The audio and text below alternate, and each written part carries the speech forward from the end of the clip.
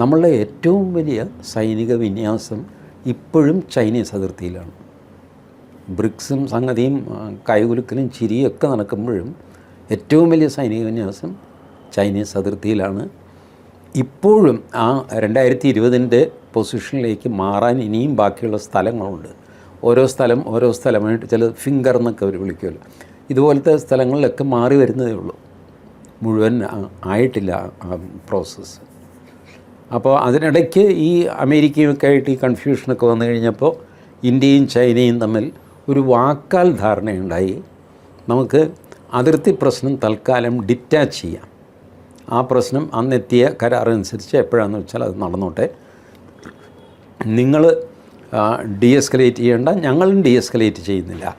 പക്ഷേ നമ്മൾ രണ്ടുപേരും എസ്കലേറ്റ് ചെയ്യരുത്, സ്റ്റാറ്റസ് കോയിൽ അങ്ങ് പൊക്കോട്ടെ, എന്നിട്ട് നമുക്ക് കൊമേർഷ്യൽ ഡീൽ നടത്താം. അങ്ങനെയാണ് നമ്മളൊരു ധാരണയിൽ എത്തിയത് ചൈനയുമായിട്ട്.